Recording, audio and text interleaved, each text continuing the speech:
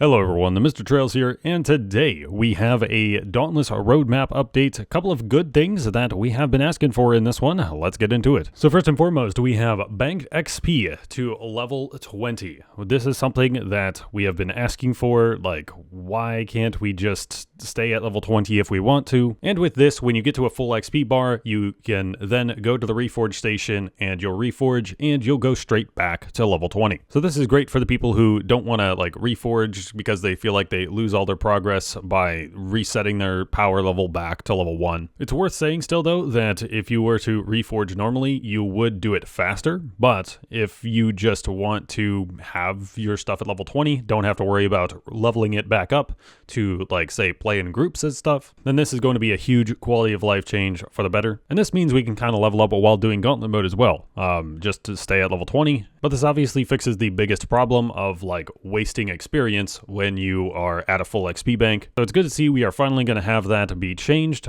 They don't have a specific date for this in mind, is what it's saying. Our next update is on the 9th of March, I believe, but considering this is in the production side of things and not the testing side of things, then I would say we're probably not going to see this until maybe this would be a 1.13.4, 1.13.5 if we were lucky, but I would say 1.14.0 is probably the most likely scenario for this one. Next thing they have added is the return of the silver sword. We've known about this for like months at this point, I think. Pretty much immediately after the holiday break was over, they were like, yeah, we're going to bring it back at some point. And it was frustrating to me that they haven't made a statement about it before this, because it's like been 3 months. A lot of people have probably forgotten that, hey, there's a better sword in the game. I'd say thankfully, we really haven't had Blaze trials that much since this has came out, so I guess that's cool. But this one, they do give a date for March 9th through 30th. The Silver Sword quest will return. So they are planning to do like this sort of re-release it for a little while type thing. The Silver Sword, of course, being the best frost sword for certain trial situations, as well as just being the best sword in general for the frost weapons when you aren't using catalyst and tonics. But if it was exclusive to only Frostfall, once per year, that's a kind of a huge issue in terms of like balance. When you have a competition, you want people who demonstrate the most skill to be the people on top. But if people don't have as equal access to the materials for success, then that's when your competition just kind of becomes an issue. Next up, we have Springtide seasonal event that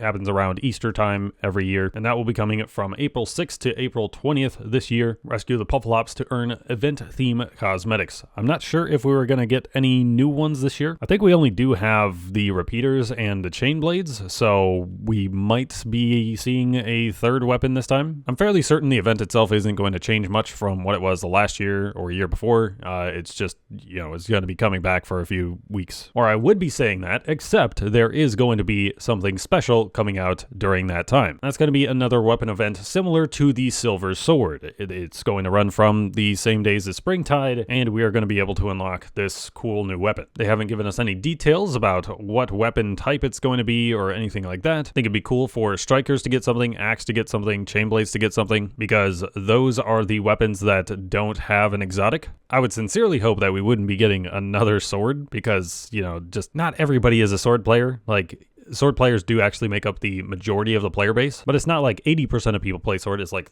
30% of people play sword. So hopefully we don't get another sword is what I'm saying. And just more of a general look at what the roadmap, like how things are communicated now. This yellow tag is something that's new, and these black tags are something that is on hold. They aren't really actively working on it. So still on hold. We still have Valamir improvements on hold. New Behemoth Crudge is on hold, and the tonic refresh and rebalance is still on hold. They haven't put these things on hold yet. This is Behemoth Balance. So they've kind of been doing this one as a ongoing improvements type thing. They'll give one Behemoth like one balance change per like every 3 patches or so kind of thing is how this is going. Hunting specific behemoths in the hunting grounds. I don't know how far along in production this is. This has been on the roadmap for a while now. Hopefully they won't just shove it aside like they did with hunting ground portals, or at the very least, hopefully they didn't invest like a ton of resources into it only to abandon it like they did with portals. And then Behemoth Part Alchemy,